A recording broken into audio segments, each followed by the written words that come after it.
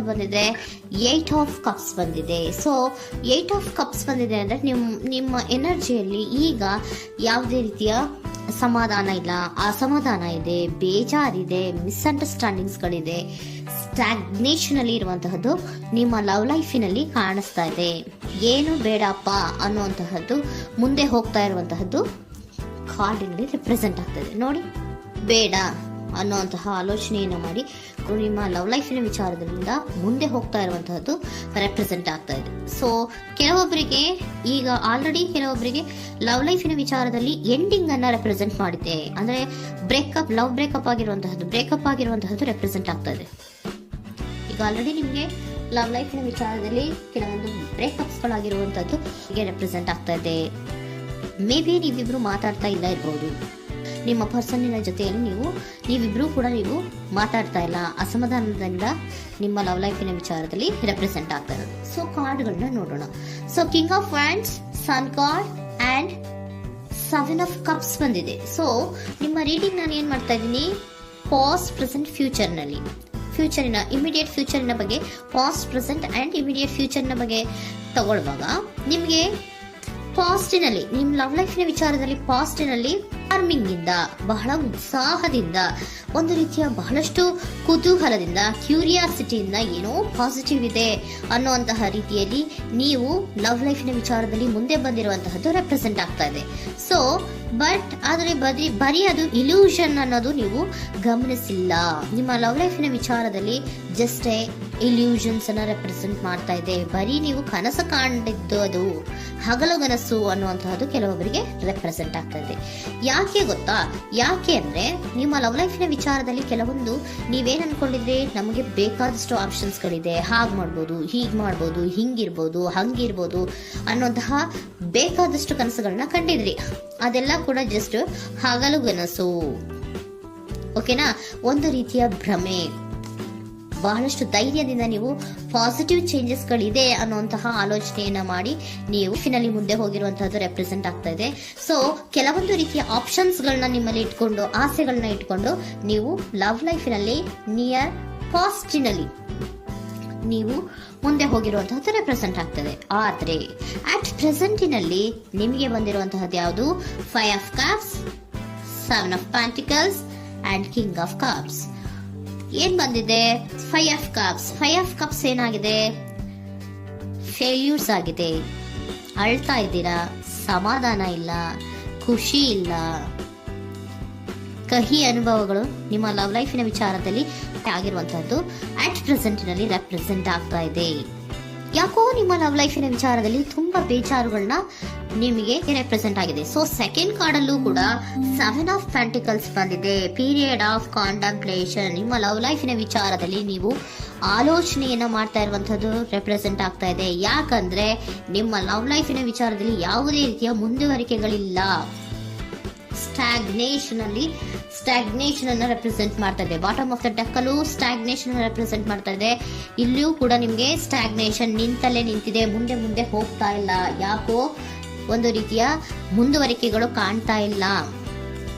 Next card ಬಂದಿರುವಂತಹದ್ದು ಯಾವುದು? King of cup ಬಂದಿದೆ. So ಭಾವನಾತ್ಮಕವಾಗಿರುವಂತಹದ್ದು, ಯೋಚನೆಯನ್ನ ಮಾಡ್ತಾ ಇರುವಂತಹದ್ದು, ಯಾಕೆ ಹಿಂಗಾಯ್ತು ಅನ್ನೋದ್ರ ಬಗ್ಗೆ ನೀವು ಆಲೋಚನೆಯನ್ನ ಮಾಡ್ತಾ ಇರುವಂತಹದ್ದು ರೆಪ್ರೆಸೆಂಟ್ ಆಗ್ತದೆ. ನಿಯರ್ ಪಾಸ್ಟ್ ನಲ್ಲಿ ನನಗೆ ಬೇಕಾದಷ್ಟು ಆಪ್ಷನ್ಗಳಿತ್ತು, ಹಂಗ್ ಮಾಡ್ಬೋದು, ಹಿಂಗ್ ಮಾಡ್ಬೋದು, ಆಪ್ಷನ್ಸ್ ಬೇಕಾದಷ್ಟಿದೆ ನನ್ನ ಲವ್ ಲೈಫಿನಲ್ಲಿ ಅಂತ ನೀವು ಅನ್ಕೊಂಡಿದ್ರಿ. ಬಟ್ ಈಗ ನೀವು ಅನ್ಕೋತಾ ಇರೋದೇನೋ ಅಟ್ ಪ್ರೆಸೆಂಟಿನಲ್ಲಿ ಬ್ಯಾಲೆನ್ಸ್ ಅನ್ನ ಮಾಡಬೇಕು. ಯಾಕೋ ಇಲ್ಲಿ ಅಸಮಾಧಾನಗಳಾಗ್ತಾ ಇದೆ, ಮಿಸ್ಅಂಡರ್ಸ್ಟ್ಯಾಂಡಿಂಗ್ ಗಳಾಗ್ತಾ ಇದೆ, ಮಿಸ್ಕಮ್ಯುನಿಕೇಶನ್ ಗಳಾಗ್ತಾ ಇದೆ. ಕೆಲವೊಬ್ಬರಿಗೆ ಬ್ಲಾಕ್ಗಳು ಕೂಡ ಆಗ್ತಾ ಇದೆ, ಫೋನ್ ಬ್ಲಾಕ್ಸ್ಗಳು ಕೂಡ ಆಗ್ತಾ ಇದೆ. ಯಾವುದೇ ಮೆಸೇಜ್ಗಳಿಲ್ಲ, ಫೋನು ಇಲ್ಲ. ಓಕೆನಾ?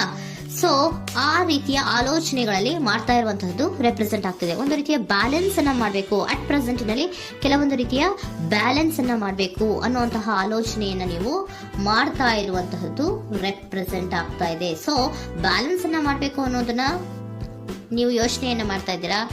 ಆದ್ರೆ ನಿಮಗೆ ಯಾಕೋ ಲವ್ ಲೈಫಿನಲ್ಲಿ ಕೆಲವೊಂದು ಕಹಿ ಅನುಭವಗಳಾಗಿರುವಂತಹದ್ದು ರೆಪ್ರೆಸೆಂಟ್ ಆಗ್ತಾ ಇದೆ.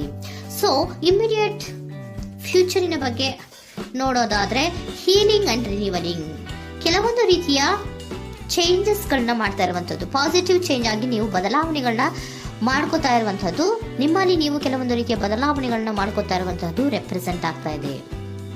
ಓಕೆನಾ?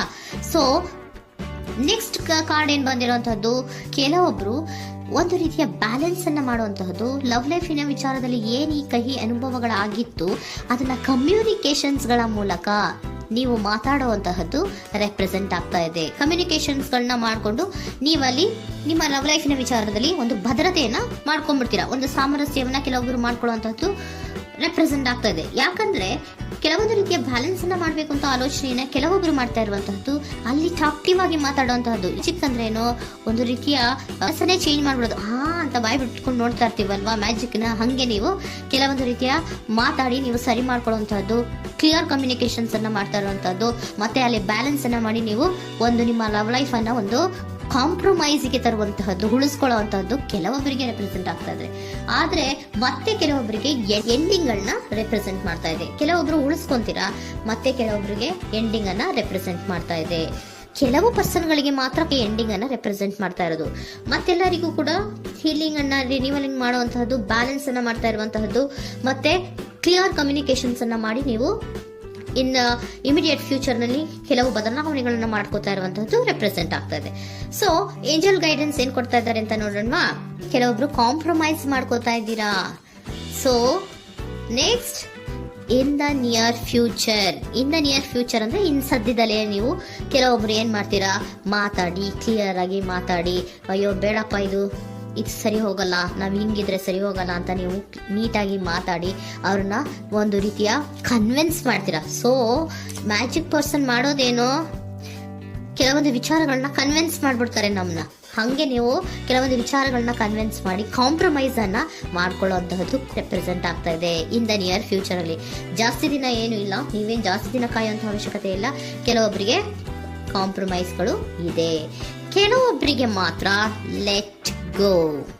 ಕೆಲವೊಂದು ವಿಚಾರಗಳನ್ನ ಬಿಟ್ಟು ಬಿಡಬೇಕಾಗುತ್ತೆ. ಕೆಲವೊಂದು ಎಂಡಿಂಗ್ ಗಳನ್ನ ಮಾಡಿದ್ರೆ ನೀವು ಕಾಂಪ್ರಮೈಸ್ ಆಗ್ತಾರಾ ನೋಡಿ, ಆಗ್ಲಿಲ್ಲ ಅಂದ್ರೆ ಮುಂದೆ ನೀವು ಹೋಗ್ಬೇಕಾಗತ್ತೆ. ಯಾಕಂದ್ರೆ ಕೆಲವೊಂದು ರೀತಿಯ ಸ್ಟಾಗ್ನೇಷನ್ ಅಲ್ಲಿ ಇರೋದ್ರಿಂದ, ನಿಮಗೆ ಬಾಟಮ್ ಆಫ್ ದ ಕೆಲವೊಬ್ಬರಿಗೆ ಸ್ಟಾಗ್ನೇಷನ್ ಅಲ್ಲಿ ಇರೋದ್ರಿಂದ, ಸೊ ಸಾಧ್ಯತೆ ಮಟ್ಟಿಗೆ ನೀವು ಮುಂದೆ ಹೋಗ್ಲೇಬೇಕಾಗುತ್ತೆ. ಎಷ್ಟು ದಿನ ಅಂತ ನೀವು ಅಲ್ಲೇ ಇರ್ತೀರಾ, ಸ್ವಲ್ಪ ಮುಂದೆ ಹೋಗಿ ನೆಕ್ಸ್ಟ್ ಮುಂದಿನ ದಿನಗಳಲ್ಲಿ ನಿಮ್ಗೆ ಕಾಂಪ್ರಮೈಸ್ ಆಗುವಂತ ಸಾಧ್ಯತೆಗಳು ಇದೆ. ಪಾಸ್ಟ್ ಅಲ್ಲಿ ನೀವೇನಾದ್ರು ಕೆಲವೊಂದು ಭ್ರಮೆಗಳಲ್ಲಿ, ಕೆಲವೊಂದು ಆಪ್ಷನ್ಸ್ ಗಳಲ್ಲಿ ಏನಿದೆ ಅವರಿಗೆ ತುಂಬಾನೇ ಕಹಿ ಅನುಭವಗಳಾಗಿರುವಂತಹ ಸಾಧ್ಯತೆಗಳು ಇದೆ. ಅದರಿಂದ ಕೆಲವೊಬ್ರು ಹೀಲಿಂಗ್ ಅಂಡ್ ರಿನಿವಲ್ ಆಗಿ ಕೆಲವೊಂದು ರೀತಿಯ ಚೇಂಜಸ್ ಗಳಾಗುವಂತಹದ್ದು, ಅಲ್ಲಿಗೆ ಎಂಡ್ ಅನ್ನ ಮಾಡುವಂತಹದ್ದು ಕೆಲವೊಬ್ಬರಿಗೆ ರೆಪ್ರೆಸೆಂಟ್ ಆದ್ರೆ, ಮತ್ತೆ ಕೆಲವೊಬ್ಬರಿಗೆ ಮಾತಾಡಿ ಕಾಂಪ್ರಮೈಸ್ ಅನ್ನ ಮಾಡ್ಕೊಳ್ಳುವಂತಹದ್ದು ರೆಪ್ರೆಸೆಂಟ್ ಆಗ್ತದೆ.